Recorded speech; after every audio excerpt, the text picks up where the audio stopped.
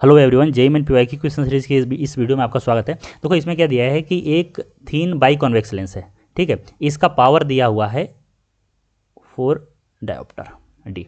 अब बोल रहा है कि इसको सिमेट्रिकली ए बी और सी डी से कट कर दिया गया, मतलब 4 इक्वल भाग में इसको डिवाइड कर दिया गया। तो एक इंडिविजुअल जो लेंस बना उसका पावर क्या होगा वह मेरे को बताना है, ठीक है, वो बताना है। तो देखो जो पावर होता है ना वह रिफ्रैक्टिंग सरफेस पे डिपेंड कर रहा है। जैसे मान लो, थोड़ा सा मैं बता दे रहा हूँ कि मान लो ऐसे एक लेंस है, ऐसा ऐसा एक लेंस है। मैं यहाँ से इसको कट किया, ठीक है। जब यहाँ से मैं कट करूँगा तो यह कुछ लेंस ऐसा बनेगा, ऐसा लेंस बनेगा ना।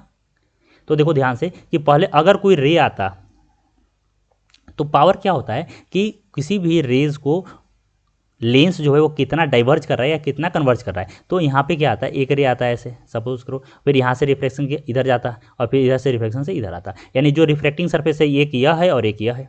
अगर कट करने के बाद भी जब रे आएगा तो यही रिफ्रैक्टिंग सरफेस है जो कि पहले यहाँ पे था, और इसके बाद रिफ्लेक्ट होने के बाद यही रिफ्लेक्टिंग सरफेस है जो कि यहाँ पे था। तो चूंकि रिफ्लेक्टिंग सरफेस क्या है, चेंज नहीं हुआ, तो यहाँ पे जो पावर है वो चेंज नहीं होगा। अगर इसका मान लो पी पावर है तो इसका भी पावर कितना होता है, पी होता है, क्योंकि रिफ्लेक्टिंग सरफेस चेंज नहीं हो रहा है। लेकिन अगर इसी को मैं बोल रहा हूँ कि ऐसे लेंस है, ऐसे समझो बात को, ऐसे, और मैंने इसको ऐसे काट दिया तो लेंस कैसा बन गया, ऐसा और ऐसा।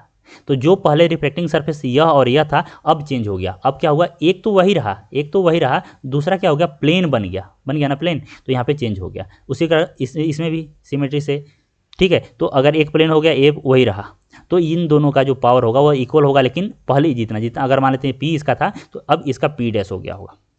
तो कुल मिला के बोले तो देखो यहाँ पे इसको अगर मैं हाफ कर देता तो जो इस पूरे का पावर होता वही इस पूरे का पावर होता, और सेम नहीं होता। यानी बोल सकते हो कि किसी एक का मेरे को पावर निकालना है। तो पावर निकालने से पहले मुझे फोकल लेंथ निकालना होगा। तो देखो अगर मैं बाई कॉन्वेक्स लेंस का बात करूँ तो फोकल लेंथ कैसे लिखते हैं, 1/f is equal to mu, या एन में बोले तो refractive index of lens by refractive index of surrounding -1, और 1/r1 - 1/r2। या r1 r2 क्या होता है, रेडियस ऑफ कर्वेचर होता है। तो यहाँ पे क्या दिया है, देखो ध्यान से, थीन बाई कॉन्वेक्स। बाई कॉन्वेक्स करने का मतलब कि दोनों का जो रेडियस है वो क्या है, रेडियस ऑफ कर्वेचर जो है वो दोनों का सेम है। यानी कि इसका भी r है और इसका भी r2 का भी r ही है। तो यहाँ पे देखो अगर मान लेते हैं कि एक लेंस है कुछ ऐसे, और यहाँ से यह हो गया इसका एक्सिस। तो अगर रे इधर से आ रहा है तो इंसिडेंट रे के डायरेक्शन में कुछ भी जो भी मेजर करें, यह इसका यह होता है ऑप्टिकल सेंटर। तो ऑप्टिकल देखो जो भी डिस्टेंस हम लोग मेजर करते हैं लेंस में वो ऑप्टिकल सेंटर से मेजर करते हैं। और यहाँ पे कंडीशन क्या होता है, साइन कन्वेंशन हम लोग लिखते हैं कि अगर जो मेजरमेंट है वह इंसिडेंट रे के डायरेक्शन में तो पॉजिटिव होता है और अपोजिट निगेटिव होता है। तो देखो यह जो कर्वेचर है, समझो यह जो सरफेस है इसका रेडियस कहीं ऐसे अगर मैं इसको बढ़ाऊँ तो सेंटर इसका इधर होगा। समझ में आ रहा है कि नहीं आ रहा है, तो C1 इधर होगा। अब इस सेकेंड वाले की बात करूं तो इसका जो कुछ सर्कल, यह इस सर्कल का पार्ट होगा, तो इसका सेंटर किधर होगा, इधर होगा C2। और जो भी चीज़ मुझे मेजर करना है वो कहाँ से मेजर करना है, तो ऑप्टिकल सेंटर से। तो यहाँ पे ध्यान से देखो कि अगर मुझे C1 मेजर करना है यानी कि R1 मेजर करना होगा तो मैं इधर जाऊँगा। तो R1 जो मैंने मेजर किया हुआ इंसिडेंट रे के डायरेक्शन में मेजर किया तो यह हो गया पॉजिटिव। और यहाँ से अगर मुझे R2 मेजर करना है यानी कि मुझे इस डायरेक्शन में आना पड़ेगा, यानी यह R2 क्या हो गया, निगेटिव हो गया। तो यह -R हो गया और यह +R हो गया। तो अगर यहाँ पे मैं पुट कर दूँ तो कितना आ जाएगा, अब इसका रिफ्रैक्टिव इंडेक्स कुछ देर के लिए मैं मान लो कि मैं म्यू मान रहा हूँ, तो यह हो गया म्यू -1, और यहाँ पे 1/r -1/r, तो कितना आ गया 2/r। सो जो पावर आया वो कितना आया, वो आया 2μ - 1/r, और यह दिया है कितना, तो 4D, ठीक है। अब देखो इसको कट कर दिए, तो कट कर दिए तो कुछ ऐसा पार्ट बना, ऐसा समझो बात को भाई, यही तो बना ऐसा, कोई एक पार्ट मैं इसको कंसिडर कर रहा हूँ इसको।